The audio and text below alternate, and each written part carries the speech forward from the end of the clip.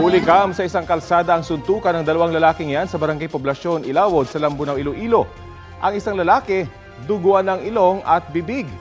Ayon sa mga pulis, isang tricycle driver at isang rider ng motorsiklo ang mga nagsuntukan. Nagsimula raw ang away matapos mag-overtake ang rider ng motorsiklo sa tricycle. Nang muling magkaabutan, doon na nagpambuno ang dalawa. Nagtamo ng sugat sa ilong ang driver ng tricycle. Patuloy pa ang investigasyon ukol sa insidente. Walang pahayag ang dalawang sangkot sa away. Hulikam sa Caloocan ang biglang pagsunggab ng isang lalaki sa isang babaeng naglalakad lamang sa kalye. Ang suspect tila hindi naman daw target kunin ang bag o cellphone ng babae. Balitang hatid ni Bea Pinlac, exclusive. Naglalakad ang 22 anyos na babaeng ito sa barangay 152 Caloocan City mag-aalas 7 ng gabi nitong Lunes. Inilabas pa niya ang kanyang cellphone. Maya-maya, bigla siyang sinunggaban ng isang lalaking nakasuot ng asul na t-shirt. Tila pinepwersa ng lalaki na mahablot ang suot na pantaas ng babae, napilit namang nilalabanan ng biktima hanggang sa mapatumba na ang babae sa kalsada. Nahulog din ang bag at cellphone niya. Ang lalaki tila hindi pa nakontento. Nilundagan at tuloy-tuloy na inatake ang babae hanggang sa sitahin na siya ng lalaking nakared na sando na isang off-duty na barangay tanod. Nagbubunuan kala ko naman mag-asawa. Kasi di ko na nakikilala yung lalaki sa aking babae. Kala ko dayo lang. Tapos biglang, kala ko kinukuha yung bag.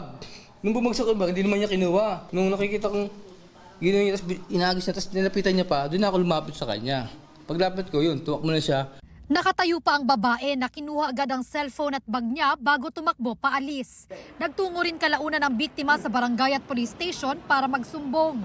Ang suspect sinubukan pa raw habulin ng tanod pero kalaunay nakatakas. Based dun sa CCTV footages and statement ng witnesses and dun sa statement ng victim natin,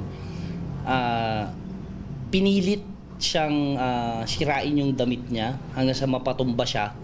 At nung napantumba na siya, sinugod ulit siya at gusto siyang molestyahin ng ating suspect. Hindi raw magkakilala ang suspect at biktima base sa investigasyon ng pulisya. Random, kaya medyo nakakabader. Kaya nga inaano natin yung mga kababayan natin na maging aware sa lahat ng lugar na pupuntahan nila. Inaalam pa rin naman namin kung anong motibo ng ating suspect, bakit niya ginawa yun dun sa ating victim. Ayon sa pulisya, tukoy na ang suspect na nagtatago na umano. Posibleng maharap sa reklamong acts of lasciviousness, physical injuries at sexual harassment ang suspect na tinutuntun pa ng pulisya sa ngayon. Bea Pinlac, nagbabalita para sa GMA Integrated News. Ito ang GMA Regional TV News. Balita naman sa Luzon mula sa GMA Regional TV, isang motorsiklo ang nagliyab habang nasa kalsada sa Pangasinan. Chris, ano daw ang naging dahilan? Connie, posible raw na may nag-spark na wire sa motorsiklo kaya ito umapoy. Yan at iba pang mainit na balita hatid ni Jeric Pasilyao ng GMA Regional TV. Nagliyab ang motorsiklong yan sa Orbistondo, Pangasinan. Batay sa paunang impormasyon, sumiklab ang apoy habang umaandar ang motor. Ayon sa Bureau of Fire Protection, posibleng may nag-spark na wiring sa motorsiklo. Wala namang nasaktan sa insidente. 13 magsasaka ang sugatan matapos mabangga ng isang bus ang sinasakyan nilang kuliglig sa Rojas, Isabela. Ayon sa pulisya, parehong binabagtas ng mga sangkot na sasakyan ng kalsada papuntang Kalinga. Ang driver ng bus na mabilis umano ang takbo. Hindi raw napansin ang kuliglig na walang ilaw. Isinugod ang mga biktima sa ospital. Nasa kustodiya na ng pulisya ang nakabanggang bus driver. Sasampahan siya ng reklamong reckless imprudence resulting in multiple physical injuries and damage to property. Wala siyang pahayag. Pinadapa sa kalsada ang mga sakay ng isang kotse sa Bacolor, Pampanga, kasunod ng anti-illegal drug operation ng mga otoridad. Nakuha sa kanila ang mahigit 400 grams ng hinihinalang shabu na may street value na halos 3 million pesos. May nakumpiska ring mga samut-saring baril at bala. 4 ang arestado. Nahaharap sila sa mga karampatang reklamo. Wala silang pahayag. Jeric Pasilyao ng GMA Regional TV nagbabalita para sa GMA Integrated News.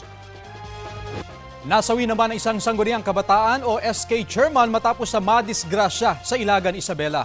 Batay sa investigasyon ng pulisya, pauwi na galing sa isang okasyon ang 20 anyos na biktima. Habang binabaybay ang highway sa barangay Malalam, nawalan daw ng kontrol ang lalaki sa kanyang motorsiklo at sumalpok sa nakaparadang kotse sa gilid ng kalsada. Nagtamo siya ng matinding sugat sa ulo at katawan. Dead on arrival siya sa ospital. Walang pahayag ang kanyang mga kaanak habang patuloy pa ang investigasyon. Nanatili sa 5.2% ang gross domestic product o GDP growth ng Pilipinas sa huling quarter ng 2024.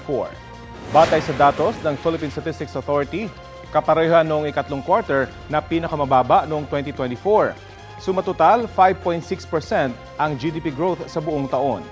Mas mabilis yan kumpara sa 5.3% noong 2023, pero hindi nito inaabot ang 6% na target ng gobyerno noong 2024. Ayon sa PSA, kabilang ang mga industriya ng construction, pati financial at insurance activities at wholesale at retail trade sa mga may pinakamalaki na ambag sa paglago ng ekonomiya nitong 2024. Lumiit naman ng 1.6% ang sektor ng agrikultura noong nakaraang taon. Inaprubahan na sa ikatlo at huling pagbasa sa Senado ang paggawad ng Filipino citizenship sa negosyanteng Chinese na si Liduan Wang. Pero pagtutol ng isang senador, marami anyang red flags ang Chino. Balitang hatid ni Mark Salazar. Nitong Lunes, sa botong 19-1 sa plenaryo ng Senado, inaprubahan sa ikatlo at huling pagbasa ang paghingi ng Filipino citizenship ni Liduan Wang, isang Chinese businessman na mas kilala bilang Mark Ong, na nagninegosyo sa Pilipinas simula 1991. Mabilis lang ang naging pasada sa plenaryo, kasabay ng ibang ipinasang local bills. Pero wait lang, sabi na nag-iisang kumontra sa hiling ni Liduan Wang. I could not in good conscience vote to grant Filipino citizenship to Liduan Wang.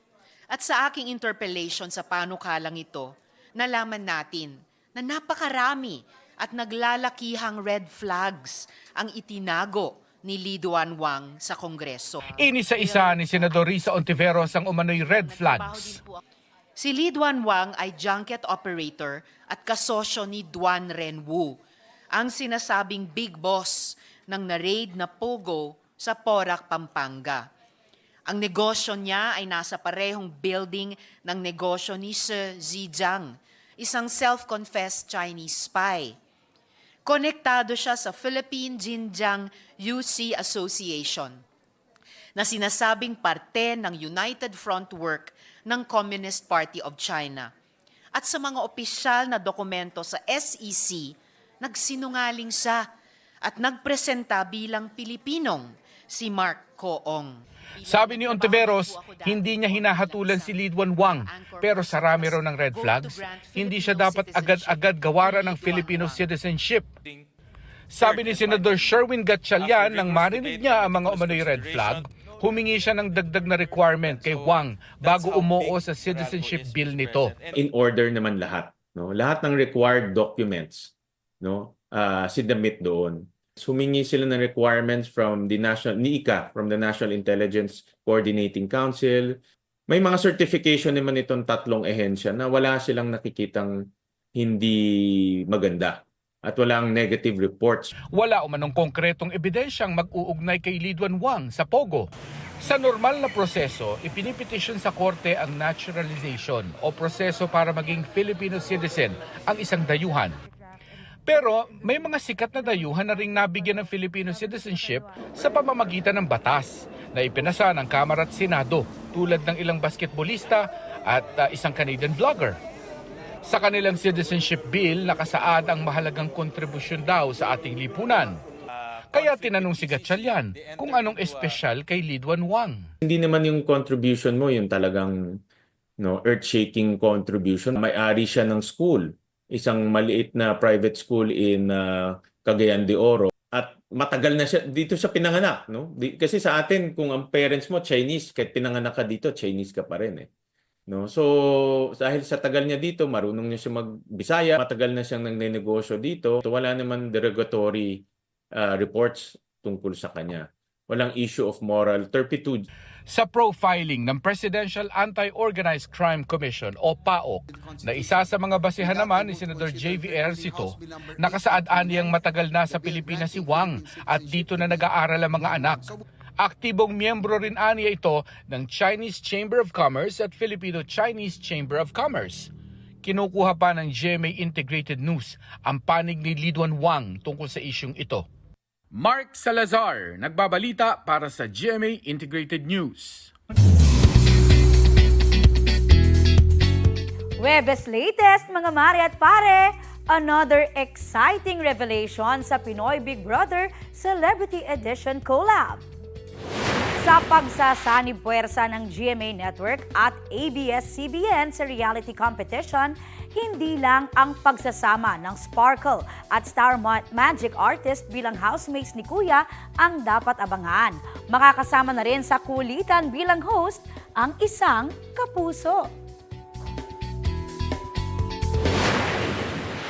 Maliban sa pagsasama ng mga kapamilya at kapuso celebrities bilang housemates, magsasanib puwersa din sila bilang hosts ng programa dahil magkakaroon ng kapuso host.